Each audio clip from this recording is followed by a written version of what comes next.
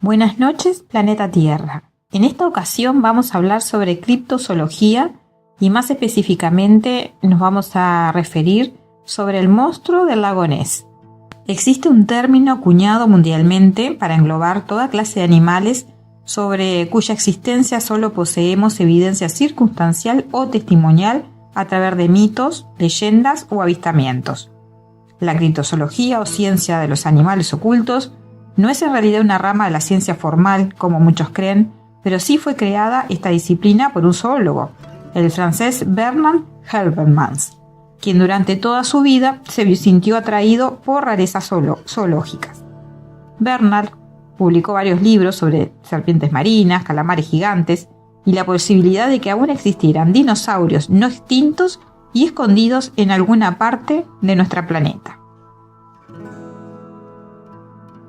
No tuvo aceptación su trabajo de investigación entre la comunidad científica, pero sí entre el público en general.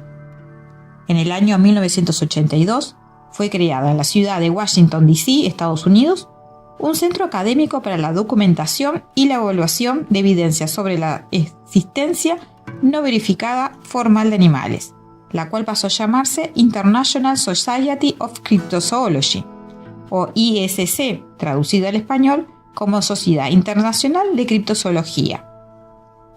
Con Bernard como presidente y con varios otros criptozoólogos reconocidos en sus filas.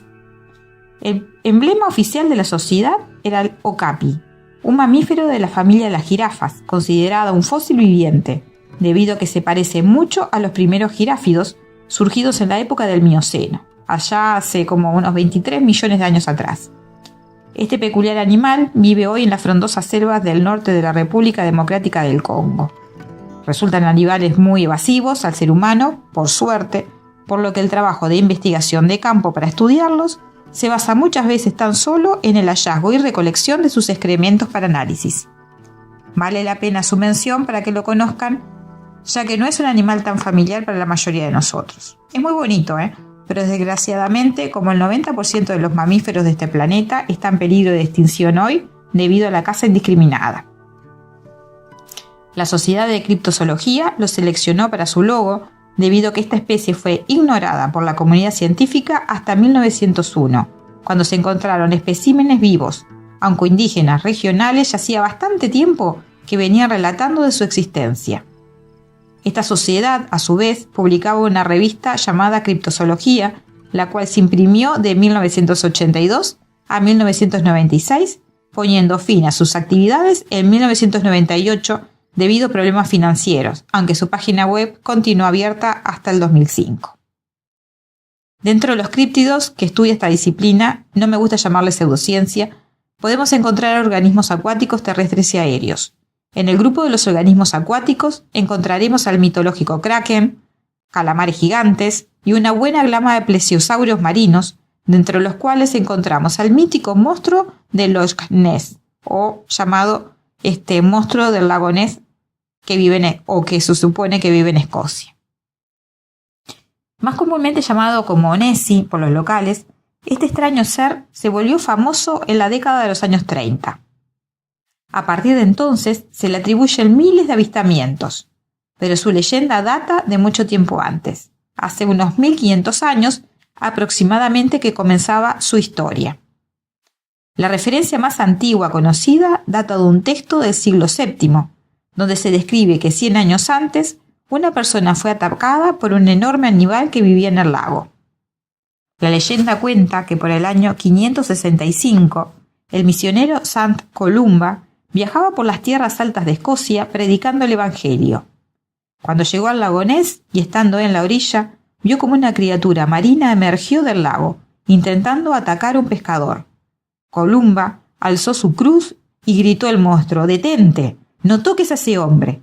La bestia le obedeció y desapareció entre las aguas. Investigando sobre el tema puede encontrar además otra leyenda contada por antiguas tribus que habitaban en el centro y norte de Escocia, los pictos, que solían contarles a sus hijos historias sobre un monstruo que vivía en las oscuras y peligrosas aguas del lago Ness. El monstruo, cuando tenía hambre, emergía del lago y se transformaba en un hermoso caballo que esperaba a que los paseantes de la orilla lo montasen, para luego galopar hacia las aguas y allí devorar a sus víctimas. Este viejo truco mantenía a los niños alejados del lago y evitaba ahogamientos. A este ser mitológico se lo llamaba Kelpie, aunque su característica anatómica no era similar a las actuales descripciones de Nessie. El Kelpie era un ser folclórico espiritual, más que un registro visual de un ser extraño en las aguas. En el año 1868 se publica en el Inverness Courier, un periódico local de la región, un artículo sobre rumores de la existencia de un pez o criatura marina enorme en las profundidades del lago Ness. Ya más cercano en el tiempo, en 1930, el periódico Northern Chronicle publicó una noticia sobre una extraña criatura en el lago Ness, observada por dos pescadores. En 1932 y 1933 sucedieron otros avistajes ya más impresionantes en sus relatos, comenzando la paranoia en la zona. Pero el lanzamiento al estrellato para Nessie ocurriría en el año 1934 con una fotografía del monstruo que se volvió famosa en todo el mundo y que lo convirtió en una sensación. Esa foto supuestamente había sido tomada por un médico cirujano, lo cual le daba a todo el asunto la seriedad necesaria para evidenciar la real existencia del extraño animal. Esa foto colocó definitivamente a Nessie en la cultura popular de Escocia, pasando a ser una leyenda viviente para siempre. Luego de ese suceso, el boom por tratar de ver a Nessie en el lago escocés llevó a un sinnúmero de extraños avistamientos y el interés por la caza del animal. Sin embargo, décadas más tarde, en 1994, el periodista que había publicado esta famosa fotografía afirmó en su lecho de muerte haberla falsificado a pedido del periódico británico Daily Mail, utilizando al cirujano R.K. Wilson solamente para darle más credibilidad a la historia. Wilson hacía ya tiempo que venía diciendo que él no había tomado esa fotografía. Más allá de la confesión de ambos, la historia y la histeria por Nessie ya era colectiva, y los avistamientos se sucedían año a año. Algo similar ocurrió con el primer avistamiento ovni en 1947, realizado por el piloto Kenneth Arnold, el cual describió cómo varios objetos extraños se desplazaban a gran velocidad sobre el monte Rainier en el estado de Washington. La histeria ante ese suceso se volvió generalizada. El pequeño gran detalle que pasó desapercibido por largo tiempo fue que el periodista que entrevistó a Arnold confundió el desplazamiento de los objetos con su forma. Arnold nunca vio objetos con forma de platillo desplazarse a gran velocidad en el cielo, sino objetos en forma de boomerang, que iban como dando saltos. Para describir lo ocurrido, le dijo el periodista que era como si se lanzara un plato sobre las aguas de un lago y éste rebotara. El periodista se confundió al redactar y quedó finalmente el hecho como platos voladores surcando el cielo. Luego de esa primera entrevista mal difundida, y muy a pesar de que Arnold se cansó de decir que lo que había visto no correspondía a lo descrito por el artículo publicado, todo el mundo comenzó a ver objetos con forma de platillos voladores en el cielo. Pues exactamente lo mismo pasó con Nessie.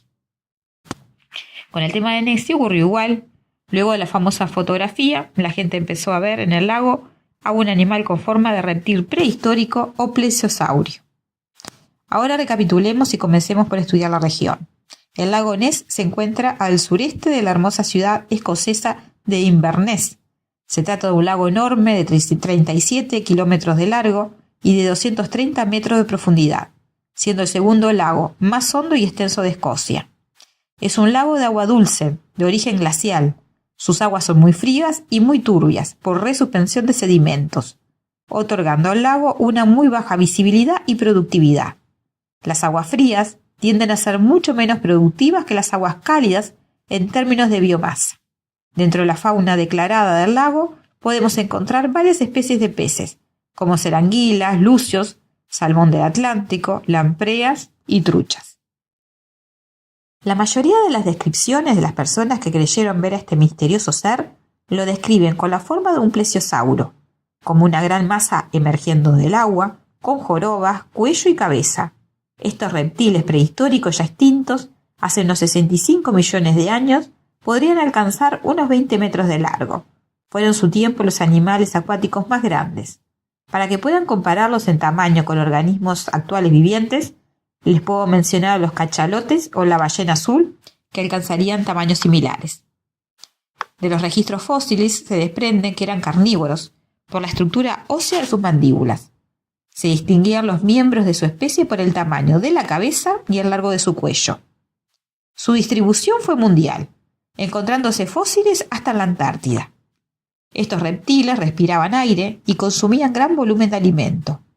Estudios recientes informan que estos reptiles parían a sus presas vivas y no a través de la eclosión de huevos, como ocurre por ejemplo con las tortugas, o sea que eran vivíparos. La conducta de estos animales podría haber sido muy parecida a la de los delfines actuales, siendo que en la actualidad no hay evidencia de parientes cercanos vivos de este grupo de animales extintos. Pasemos ahora a analizar por qué un plesiosaurio no podría ser capaz de vivir en el lago Ness. Primera razón de peso: el lago se formó mucho después de la extinción de estos grandes organismos.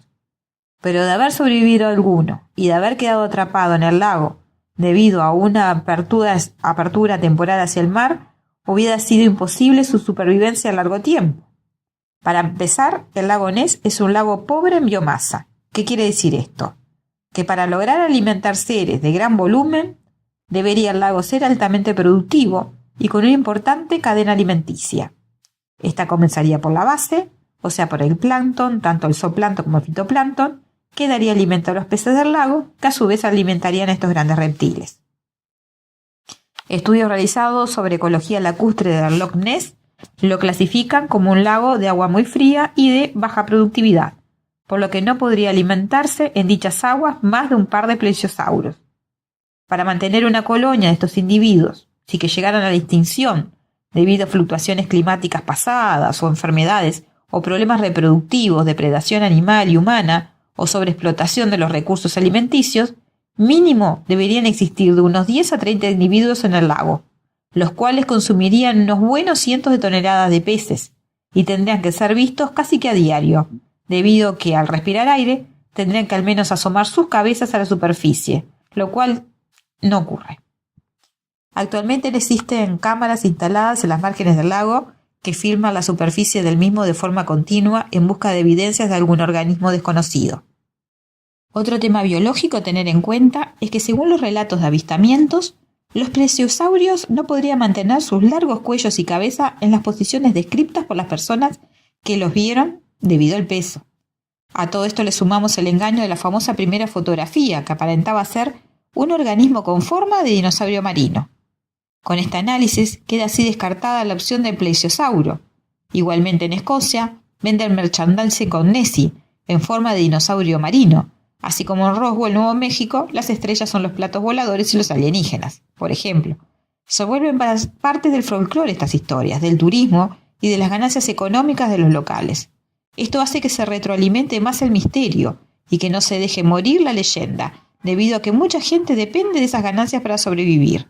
Si antes eran las historias orales y escritas, lo que lo mantenían vigente actualmente es el billete. ¿Y si no se trató de un plesiosauro, qué otro ser enorme podría habitar el lago? Dejando de lado la falsa historia que desencadenó la psicosis colectiva, hay mucha gente que afirma sin lugar a dudas haber visto algo extraño asomando por la superficie del lago y de gran tamaño arremolinando las aguas. Gente seria, sin necesidad de publicidad alguna, afirma haber presenciado avistamientos increíbles. No hace mucho veía un documental donde una señora le realizaba un estudio de polígrafo a ver si mentía y resulta que pasó la prueba. Ella realmente vio algo en el agua difícil de describir y más de una vez. Ella vive cerca del lago y pasa a diario por su costa. Una posibilidad radica en que se tratara de un esturión gigante. Por ejemplo, el esturión beluga puede alcanzar 6 u 8 metros de largo. Puede tener un cuerpo muy robusto y pesar hasta 2.700 kilogramos. Es un animal bastante impresionante. Este animal, que se encuentra también en vías de extinción debido a la sobrepesca y a su lento crecimiento, puede llegar a vivir hasta 150 años. Son nativos del Mar Negro, Mar Adriático y Mar Caspio. Son animales que se les dicen anádromos, lo cual indica que viven en aguas salobres, pero para reproducirse se introducen a los ríos de agua dulce. No tiene nada que ver con las ballenas beluga, aclaro por las dudas. Su nombre deriva del ruso y significa blanco. Estos peces son típicos de fondos marinos. El estudio del lago Ness en su profundidad se vuelve muy difícil por la oscuridad y por la turbidez. Igualmente por ecosonda se ha determinado que existen cuevas que podrían conectar el lago con el mar adyacente. Esto podría causar que esturiones entraran al lago a reproducirse. La posibilidad cabe, aunque aún no se hayan encontrado restos de estos peces en el sitio. Se han realizado investigaciones con ecosonda, barriendo el ancho y largo del lago hasta con 20 embarcaciones al mismo tiempo. Una historia increíble, y que de paso se la relato para quienes la desconocen, ha sido la del pez prehistórico celacanto, el cual se creía extinto, hasta que en 1938 apareció un ejemplar en la costa oriental de Sudáfrica. En 1998 se localizó otro ejemplar en la isla de Celebes, en Indonesia. Actualmente se supone que existen poblaciones de celacantos próximas a las Islas Comores, a las Islas Cébeles, Tanzania, Mozambique y Madagascar. Lo que podría tirar por tierra el que se trate Nessie de un esturión es que por más grandes que puedan llegar a ser los ejemplares más viejos, no llegarían nunca al tamaño de los organismos supuestamente vistos en estas aguas. Las personas que afirman haber presenciado a Nessie, además, describen a un organismo capaz de sacar una cabeza fuera del agua y hasta tener cola. Hace unos años que se vienen desarrollando investigaciones oceanográficas en el lago mediante sofisticados equipos de sonar subacuáticos, realizando barridos de la columna de agua para ver qué hay en él. Se realizan de esta manera ecografías del fondo marino. Por ejemplo, en el 2018, además se extrajeron muestras microscópicas de piel y escamas para estudios de ADN. Las muestras recogidas se analizarán en laboratorios de Nueva Zelanda, Australia, Estados Unidos, Dinamarca y Francia. Se compararán con una base de datos genéticos, tras lo cual se espera que los resultados se conocieran a partir de principios del 2019. Allí se aguarda al menos encontrar alguna nueva especie de bacteria o evidencia de migraciones de animales no determinadas con anterioridad. Por lo que he rastreado, aún no han publicado los resultados. Como científica sé lo complejo de realizar este tipo de análisis, el largo esfuerzo en la interpretación de los datos obtenidos y los tiempos de revisión académica para una publicación, más teniendo en cuenta que se realizó la investigación en laboratorios de distintos países y con varios equipos de trabajo. Seguramente deberemos esperar un tiempo más para saber qué resultó de esta expedición tan interesante, así que los mantendré informados. Igualmente, hasta ahora no he visto que haya esta información de ninguna evidencia de animales de gran porte en aguas del lago. El caso es que el monstruo del lago Ness seguirá como leyenda, aunque no se encuentra absolutamente nada en dicho sitio. Y sinceramente, lo de monstruo a mí me parece de mal gusto y una exageración. Nunca se ha tenido reporte alguno de ataques misteriosos a animales o a personas, y tampoco la aparición de organismos animales mutilados en orillas del lago, por ejemplo, flotando a la superficie. Si se trata de un monstruo, este es uno muy bueno. Podría explicarse lo presenciado por las personas que dicen haber visto algo raro o un animal prehistórico, como autosugestión, efectos ópticos, efectos o objetos flotantes de fabricación humana, o mismo troncos de árboles en el agua que suben y bajan por la corriente. Por el lomo de focas se dice también que podrían ser focas que estén habitando en el lago, y la forma de sus lomos y la forma en cómo nadan podrían, si son como varias focas, pueden aparecer como si fuera un lomo serpenteante sobre el agua. Y así se pueden dar tantas otras posibilidades. Sin embargo, resulta muy interesante de analizar estas historias y de compararlas con otras similares que se describen en otras partes del mundo. Nunca hay que subestimar las historias de transmisión oral, tanto antiguas como modernas, aun con todos los adornos que suele agregar nuestra mente a cada hecho que nos resulta desconocido. Se han realizado estudios psicológicos donde se analizan en entrevista a personas que presenciaron un mismo acontecimiento, y las descripciones de lo sucedido pueden llegar a diferir ampliamente según el margen de percepción y también según nuestras propias experiencias y creencias. El otro día estaba mirando un documental sobre un accidente aéreo y uno de los involucrados en el accidente relataba cómo había visto que ocurría un incendio a bordo y una azafata apagaba el incendio. Cuando se entrevista a la azafata, ella dice que en realidad nunca ocurrió ningún incendio y que ella en ningún momento tomó un extintor con sus manos. Pero el hombre estaba convencido de lo que él había presenciado y la azafata estaba convencida de lo que ella había presenciado. A veces la percepción puede variar muchísimo entre una persona y otra en cuanto a la realidad, y a veces la mente nos puede jugar malas pasadas. Por eso este tipo de historias resultan muy interesantes y siempre hay que estudiarlas teniendo en cuenta que, bueno, pueden ser ciertas o pueden ser falsas, pero si son ciertas. Vamos a analizar ahora varios casos similares a Nessie. Comencemos cerca de Uruguay, aquí nomás, en la vecina orilla, con el famoso Nahuelito del lago Nahuel Huapi en Bariloche. Un sitio que es impresionante, de los lugares más hermosos que yo haya visitado y al que nunca me canso de regresar. He navegado varias veces por sus aguas a la espera de ver el famoso monstruo del lago, que es una leyenda ya folclórica del lugar. Hasta ahora no he tenido suerte, pero navegar por ese lago es maravilloso. Le voy a adjuntar además algunas fotos sacadas por mí sobre en el lago del Nahuel Huapi. Nahuelito se ha convertido en el monstruo lacustre más famoso de América Latina. Se han realizado, al igual que en el lago de Ness, infructuosas expediciones para hallarlo. Con lo único que se cuenta para sostener la leyenda de Nahuelito es con el anecdotario de las personas que han dicho verlo. El primer avistaje ocurrió ya por 1910 y se dice que tiene forma de serpiente marina.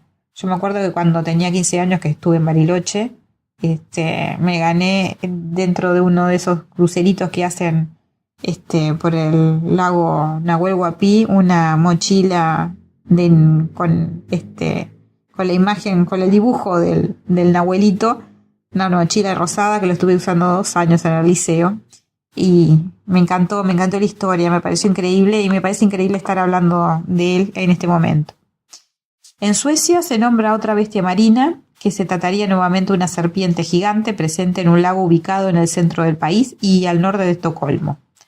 Al igual que algunos supuestos avistajes de Nessie, este ser también tendría unas jorobas en el lomo. El primer avistaje documentado de este supuesto monstruo marino data de 1635. Algo similar se describe también en Islandia, con un nombre que ni me pidan que se los diga porque es, como todos nombres irlandeses, son espantosamente difíciles de pronunciar, pero el que se ha apodado el gusano de Islandia. En Japón, por su parte, tenemos la famosa leyenda de Godzilla, quien no conoce a Godzilla, y además se encuentra también el monstruo Issei de la isla de Kyushu, no sé si se lo conoce, una de las tantas que conforman el archipiélago japonés. Ahí en un pequeño lago de agua dulce y de origen volcánico, sin conexión con el mar adyacente, donde se suelen encontrar anguilas de hasta 1 metro de largo, es que surge esta leyenda. En el lago Crescent de Canadá encontramos a Cressy, una supuesta anguila de color oscuro de entre 1,5 metros a 8 metros de longitud. En el folclore local, los avistamientos de Cressy se originaron en la década de 1950. Sin embargo, luego de Nessie, el más famoso y sin lugar a dudas es el Ogopogo, otro monstruo de forma reptiloide que supuestamente vive en el lago Okanagan, en Columbia Británica, Canadá. Allí también se han registrado avistamientos de este animal por la superficie y con múltiples jorobas. Desde el 1700 han sucedido avistamientos, llegando las observaciones hasta hoy, siendo uno de los críptidos más observados en el mundo. Especialistas que siguen el tema creen que se trataría de una especie de ballena primitiva. Los primeros aborígenes que lo vieron lo describen como una serpiente marina o un demonio de agua de 15 metros de largo. Estos locales hacían sacrificios de animales a la bestia, arrastrando con sus canoas hasta caballos para supuestamente alimentarlo. En 1890, el capitán Thomas Shorts vio una criatura con aletas y con una cabeza muy del tipo de carnero. La criatura desapareció rápidamente bajo las aguas. Él giró la nave en su dirección. Prácticamente nadie le creyó cuando lo reportó. Pero pronto surgieron otros informes, 2 o 3 por año, y la gente comenzó a examinar el lago con más detalle. La población local creía fervientemente la existencia de la criatura. Para los canadienses, Ogopogo es muy querido, al grado de haberle hecho hasta un sello oficial. No atrás en el ranking de reptiles prehistóricos marinos se queda Champ, el monstruo del lago Champlain, un lago natural también de agua dulce de América del Norte, situado en la frontera entre Estados Unidos y Canadá. Si bien no hay evidencia tampoco científica de la existencia del críptido, ya han habido más de 300 avistamientos reportados, también con forma de serpiente de gran tamaño.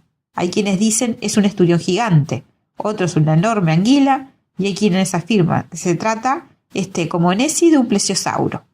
Pero como ya vimos anteriormente, si se tratara de este último sería muy difícil de ocultar, debido a que necesitaría salir a la superficie a tomar aire. También sería necesario para mantener la especie viva unos cuantos integrantes, y para complementar, sería muy difícil de mantener la población en cuanto a alimentación dentro del lago, que también es muy frío y poco rico en biomasa. La opción del reptil prehistórico también en este caso es el menos posible.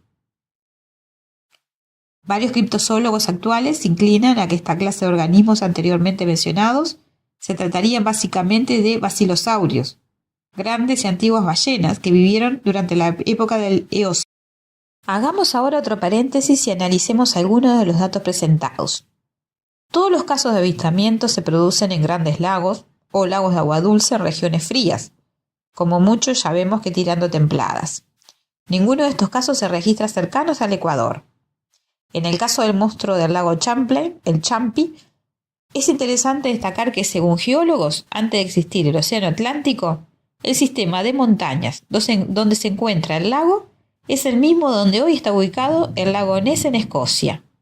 Y esto no es una coincidencia menor, o sea, que el Nessie y el Champi podrían ser primos hermanos. En todos los casos, los avistamientos comenzaron ya en épocas antiguas y se transmitieron como leyendas orales y escritas. Las criaturas mayormente tienen una forma reptiloide, asemejando a serpientes o a dinosaurios marinos. Ahora iremos más allá en cuanto a esta leyenda. Abandonaremos por un momento la búsqueda de un fósil o de un animal prehistórico viviendo en nuestro presente y nos adentraremos en una increíble y nueva teoría, porque en cuestión de mitos y leyendas, todo evoluciona. Esta transición narrativa va como homenaje al recientemente fallecido divulgador científico español Eduard Punset, quien nos maravilló durante 18 años con su programa Redes. Eduard poseía una gran colección de fósiles, era una de sus pasiones, persona muy mente abierta a toda clase de teorías. Sabía manejar a la perfección el arte de la divulgación en ciencia popular. ¿Qué clase de ciencia es esta? La que carece de rebusques a la hora de abordar temas que al público en general la apasionan, le intrigan o le gustarían conocer más. El estudio de la especie de microcrustáceo copépodo calanoido Cartia tonsa en las aguas del Río de la Plata, por ponerle solo un ejemplo de mis actividades como científica, sinceramente solo interesa a especialistas de mi comunidad y no al resto de los seres humanos. Esa clase de publicaciones, a las que nos vemos obligados muchas veces los científicos, hace que la ciencia se aleje del ciudadano común. Personas como Punset, como Carl Sagan, como Michio Kaku, entre tantos más, han logrado salvar la brecha entre lo popular y el elitismo científico. Por ello estoy aquí yo hoy, con mi humilde granito de arena, en esta playa gigante. Mi aporte al acervo científico profesional, ese ya está cumplido. Ahora mi misión es acercar la ciencia al público en general, y ya de paso me adentro en otros temas que me fascinan tanto como a ustedes. Si ven el capítulo de la serie Búsqueda alienígena sobre el monstruo del lago Ness del investigador George Tsoukalos, ese que tiene el pelo largo, raro, encontrarán una teoría muy interesante que les comparto a continuación. Hay quienes sugieren que los yacimientos de cuarzo que se encuentran en esta clase de lagos generan una actividad pizoeléctrica capaz de producir portales en el espacio-tiempo. Esta teoría podría explicarse a partir del efecto Casimir. Trataré de explicarlo para que lo entiendan. El efecto Casimir está basado en la teoría cuántica de campos. Esto resulta medible y se genera a partir de dos objetos metálicos o placas separados por una distancia pequeña comparado al tamaño de dichos objetos. Entre ellos aparece una energía de atracción o puede ser de repulsión asociada a un vacío cuántico. Así se sugiere que grandes yacimientos de cuarzo podrían actuar como placas generando entre medio un hipotético agujero gusano temporal y transitable. De esta manera, lo que estaríamos viendo en el lago sería una imagen del pasado, millones de años atrás, debido a una rajadura en el entramado cuántico. Se lograría así conectar el pasado con el presente.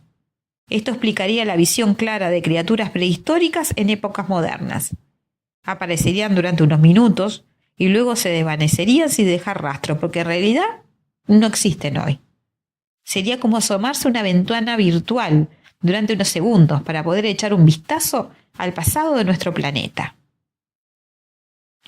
Hay que tener en cuenta que al principio de nuestra civilización humana no se manejaba la linealidad temporal, sino que se veía el espacio-tiempo como si fuera un círculo. El tiempo era cíclico. Las culturas orientales desarrollaron este concepto y luego los occidentales lo perfeccionaron. Los pueblos nómades y politeístas acuñaban esta idea. Podemos encontrar evidencia de esto en la cultura china, en la hindú, en la maya, con los mapuches, con los egipcios, por ejemplo. Para los egipcios el tiempo poseía una repetición cíclica y una duración eterna. Los orientales representaban al tiempo como una serpiente que se mordía la cola, tratando de generar una imagen que explicara que el tiempo no se traza en una línea recta.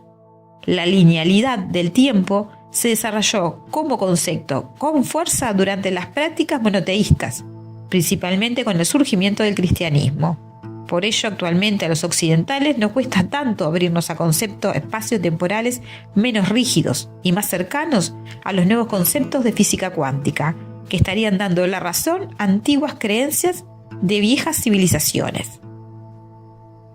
Actualmente los científicos aseguran hay una conexión oculta entre el espacio y el tiempo. Vivimos en un universo de 4 dimensiones, donde el tiempo se vive como una ilusión de pasado, presente y futuro. Si analizamos las ecuaciones que nos señalan el tiempo, no encontramos esa linealidad. Como bien decía Albert Einstein, el tiempo es relativo, nada indica su dirección, tan solo nuestra percepción. Si nos moviéramos en una imaginaria nave a grandes velocidades por el espacio y nos acercáramos a un agujero negro, el entramado cuántico de tiempo y espacio se ralentizaría. Un par de horas allí serían equivalente a decenas de años en la Tierra. Esto está muy bien representado en la película Interestelar. De esta forma podríamos viajar en el tiempo, porque a pesar de que hubiéramos estado unas pocas horas cerca de ese agujero negro, al regresar a la Tierra estaríamos visitando el futuro décadas más tarde. Los físicos actuales aseguran sería más fácil viajar al futuro que viajar al pasado. El proceso podría ser más simple. Así que ¿quién dice si los pobres dinosaurios de algunos lagos del mundo, debido a fluctuaciones en campos naturales de la Tierra y debido a composición mineral en sus cuencas en las que se encontraban viviendo, no terminaron de visita en un presente humano? Habrían viajado sin saberlo al futuro y regresado minutos después. Sería mucho más fabulosa esta teoría, ¿no?